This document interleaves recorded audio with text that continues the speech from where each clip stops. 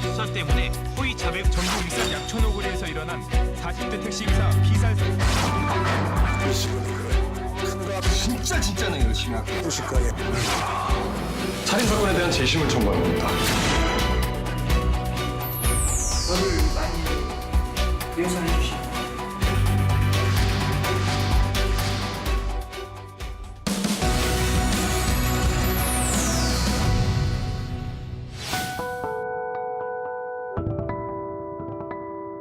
영화가 사실상 저를 너무 부각시켜줬어요. 그래가지고 제가 굉장히 막 개인적으로 굉장히 영광이고 또 한편으로 부담도 굉장히 큽니다.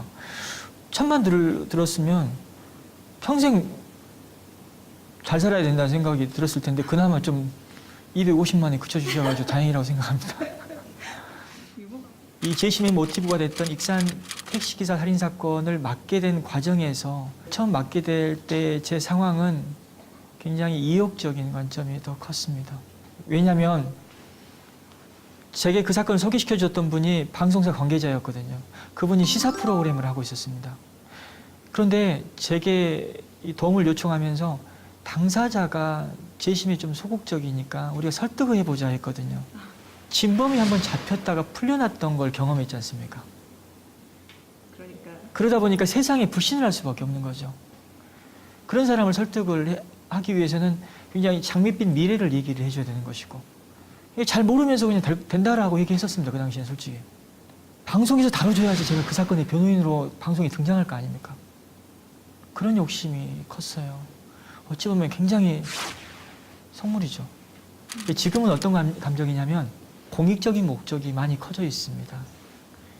커져 있다는 것은 어떤 거냐면 이 사건을 통해서 어떤 세상에 의미를 줄 수 있을 것인가, 또 사건을 통해서 법과 제도에 대한 어떤 개선을 얘기할 수 있을 것인가, 그런 걸 좀 고민하는 것을 보면서 야, 많이 컸구나라고 생각하죠.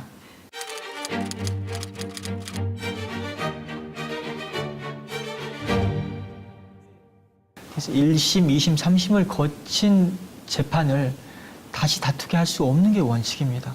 그래서 재심은 일단 이례적인 제도이긴 합니다. 하지만 정말 법적 안정성을 이유로 잘못된 재판을 방치한다는 것만큼 또 정의에 반하는 것도 없거든요.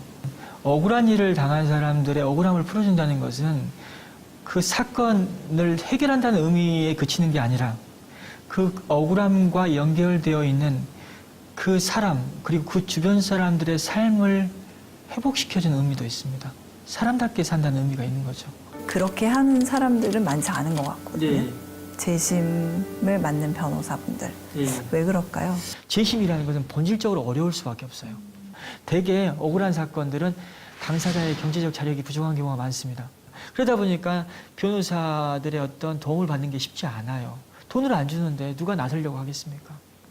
그러다 보니까 변호사들이 쉽게 하지 않는 영역이고, 그러다 보니까 사건 수가 없다 보니까 제도가 발전이 없는 거예요.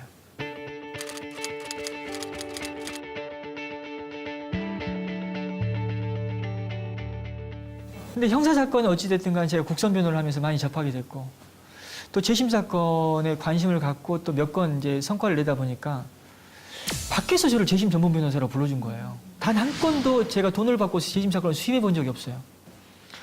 돈을 받고 사건을 수임하면 그 돈 받은 사건 먼저 처리해 줘야 되는 겁니다.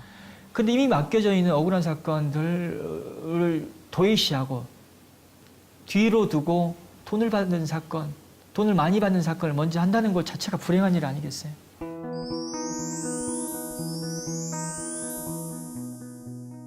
돈 되는 사건은 아예 안 하실 거예요? 안 한 지 오래됐습니다. 앞으로도 안 하실 거예요? 안 해야 되죠. 안 한다고 했으니까 안 해야 되는데 안 하고 싶어요. 안 하고 싶은데 뭔가 좀 방법이 있어야 됩니다. 그래서 좀 걱정도 많고 그래서 강연을 좀 많이 다니고 있습니다. 그래서.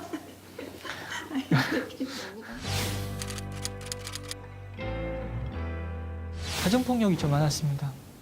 아버지가 술을 안 드시고 오시면 사람이 좋았는데 정말 술만 드시고 오면 좀 난리가 났죠, 집이.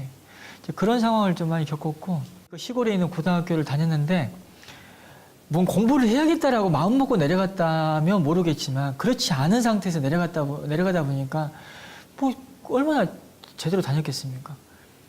무당결석만 해도 거의 100일 가까이 했어요. 가출도 많이 하고 무기징역도 받아보고 39의 그 어린 자식들을 두고 떠나는 어떤 그 자신의 삶에 자신의 어떤 운명에 대한 어떤 안타까움을 또 거기에 담아놨거든요.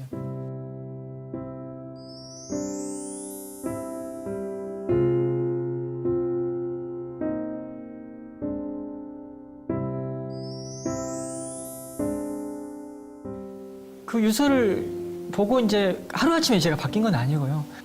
엄마에 대한 미안함이 있었던 것 같아요. 그게 어찌 보면 제가 다시 좀 다잡게 하는 어떤 근거가 되고 또 중요한 계기가 된 것 같고 그렇습니다. 특별히 변호사님이시기 때문에 또 저희가 준비했던 질문 중에 하나는 수저계급론에 대한 생각이었어요. 네. 흑수저, 금수저. 흑수저 변호사라고 얘기하는데 저는 그 얘기에 대해서 그렇게 공감하지 않아요. 물론 경제적인 어떤 관점, 또 학벌이나 이런 배경이 없었다는 부분을 놓고 흑수저라고 얘기하시는데 우리가 일부러라도 그런 얘기 안 써야 된다고 생각해요. 세상에 얼마나 많은 가치가 있어요. 저는 우리 부모한테 그래도 정직하고 성실해야 된다는 그 가치를 그래도 그래 보고 살았던 것 같아요. 우리 흑수저가 금수저가 될 수 있는 기회를 보장해야 된다는 얘기가 많이 나오는데 우리가 지금 세속적으로 보는 그 기준에 의한 흑수저, 금수저가 만약에 금수저가 됐다고 한들 자기밖에 모르고 산다면 그게 무슨 의미가 있습니까?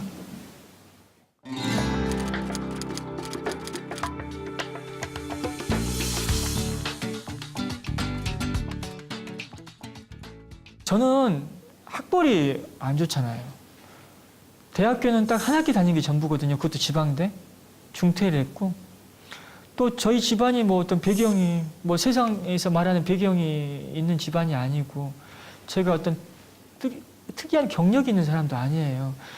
사법시험은 합격했죠. 근데 사법시험 합격한 사람이 얼마나 많습니까? 그럼 사건 수임하기 얼마나 어려웠겠어요. 그러다 보니까 저는 현실적인 선택을 할 수밖에 없었습니다. 사선사건이 안 들어오잖아요. 그래서 국선사건을 했었어요. 뭐 국선사건 하면서 어려운 사람 도와줘야겠다는 생각 그렇게 많이 안 했습니다. 그냥 저는 먹고 살려고 했던 거예요. 근데 국선사건을 하다 보니까 수원 노숙소녀 사건이 저한테 의미 있는 사건으로 들어와 버린 거예요. 이것 뒤집으면 내 인생 바뀌구나 생각했죠. 그래서 달려들었던 거예요.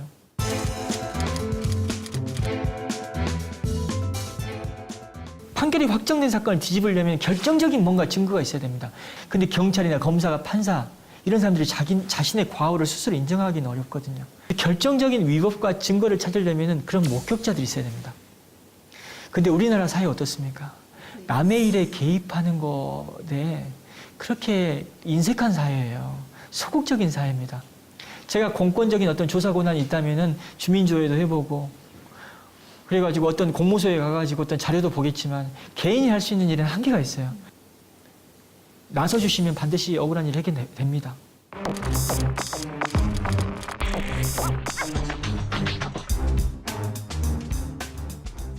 좋게 생각 안 하더라고요. 그걸 검찰에서 비아냥대면서 그 얘기하는 걸 들었어요, 제가. 법원에서는 근데 상대적으로 저는 최근에 대법관님도 만났습니다. 박 변호사의 재심 활동을 보면서 판사로서 내 지난 그에서 오판에 대해서 얼마나 진지하게 고민했는지 다시 돌아보게 된다. 그런 얘기도 들었고 판사님들이 굉장히 경계도 하시면서도 굉장히 진지하게 사건을 바라보는 계기도 된다라는 그런 말씀을 하셨거든요. 저는 뭐 그런 얘기 들을 때는 보람도 느끼기도 하고 그걸 경계합니다, 많이. 왜냐면은 제가 재심을 통해서 어떤 정의를 실현했다라는 얘기를 듣고 또 격려를 받는 것도 좋지만 한편으로는 사법 전반에 대한 불신으로 얘기되고 또 그런 불신 사례의 하나로 부각되는 것은 저는 바라지 않는 거거든요.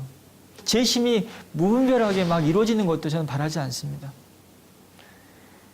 왜냐하면 사법 절차 내에서 1, 2, 3심 신급 제도 하에서 억울함을 풀어야 되는 것은 어찌 보면 권리에 잠자지 않아야 될 어떤 시민들의 어떤 의무이기도 합니다.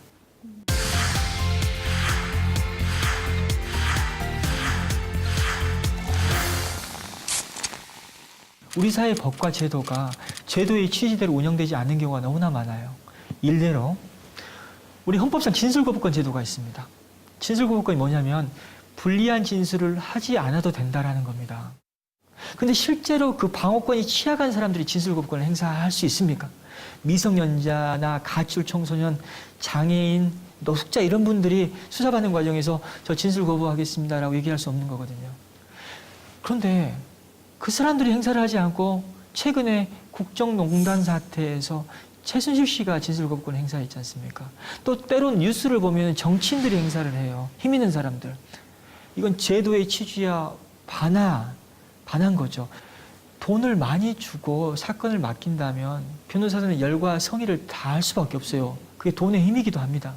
근데 국선이라는 제도가 상대적으로 사건 사건보다 적은 돈을 주다 보니까 그 사람 개인의 그 변호를 하는 그 법조인의 양심에 기댈 수밖에 없는 부분이긴 한데 그러다 보니까 자기가 한 사람의 인생에 개입돼서 하는 어떤 여러 가지 변호 활동에 대해 의미를 많이 부여하지 못하는 거죠. 그게 문제인 거예요. 작년에 굉장히 제가 어려울 때 있었습니다. 그래서 월세 한 10달 밀리고요. 보증금 다 까이고 마이너스 대출도 만기 연장을 안 시켜주더라고요. 매출이 없다.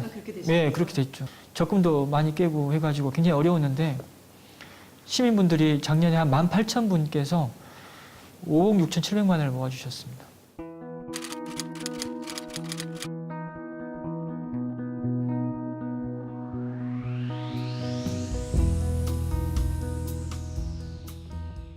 제가 한때는 어떤 생각도 가졌냐면 정말 어려울 때는 일을 하려고 의자에 앉아서 이게 서면을 쓸 때도 눈물 날 때 있어요. 많이 울었어요. 그래서 그때 뭘 느꼈냐면 만약에 내가 가족이 없었으면 어떨까?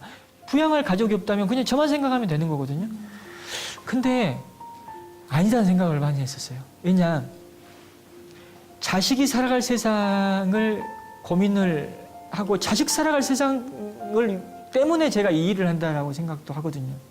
내 자식이 지금과 같은 세상에 살고 싶게 하고 싶진 않아요. 너무 지금 우리 사회가 너무 이욕적이고 무력적이고 또 끼리끼리 결합돼서 경계를 쌓으려고 하고 그런 사회에 살게끔 한다는 것은 불행하잖아요. 그냥 좀 부모로서 기성세대로서 더 노력해서 아이가 그래도 좀 함께 사는 세상에 살게끔 해주는 것도 필요하다. 그게 저한테는 어찌 보면 큰 가치입니다.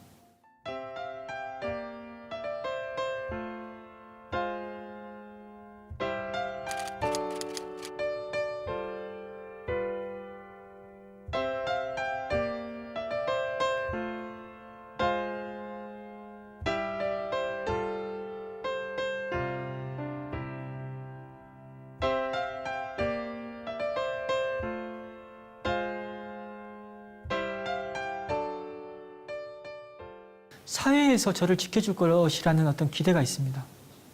세상에 정의를 갈망하고 또 옳은 일을 한다는 것에 대해 응원을 보내주시는 시선이 참 많아요. 우리가 잘 느끼지 못하고는 있긴 하지만 그런 분들한테 실망만 주지 않는다면 그분들이 십실반 모아서 저를 살려주고 그리고 저는 또 계속 이 일을 할 수 있겠다라는 생각을 합니다.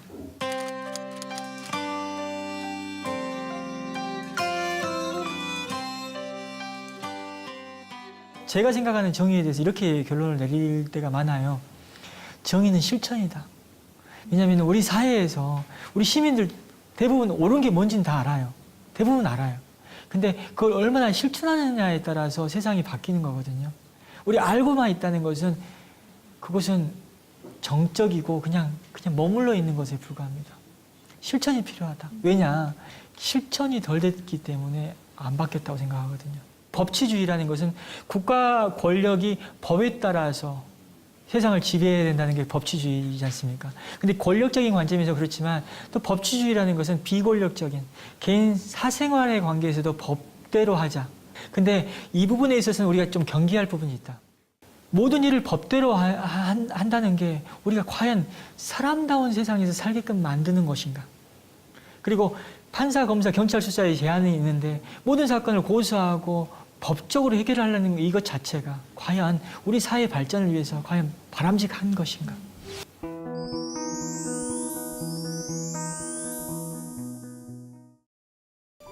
사람이 경제적으로 어려워지니까 분노를 합니다. 분노의 지점은 어디냐면 내 주변 사람들이었습니다. 친척들이거나 또 그동안 알고 지냈던 지인들이었어요. 내가 이렇게 좋은 일을 하면서 어려워지는 상황을 알 수 있는 사람들은 왜 여기서 침묵하고 있나? 왜 안 도와주는지. 근데 그 사람들의 생각이 뭐였냐면 너같이 살면 절대 이 세상에 살 수 없어. 빨리 영리 목적 사건 수임해야지 그렇게 사는 게 맞아라는 그런 생각을 하고 이 생각이 잘못됐다라는 걸 알게끔 해주려고 했던 것 같기도 해요. 하지만 결국은 어떻습니까? 이렇게 살아가지고 또 의미 있는 결과가 났고 시민들이 또 도와줘서 살았잖아요. 주변에서 그걸 알면 도와주셔야 됩니다. 그렇게 살면은 안 되라고 생각하시면 안 돼요. 도와주셔야지 세상이 바뀝니다. 분노로 그분들이 살지 않게끔 도와주셔야 됩니다.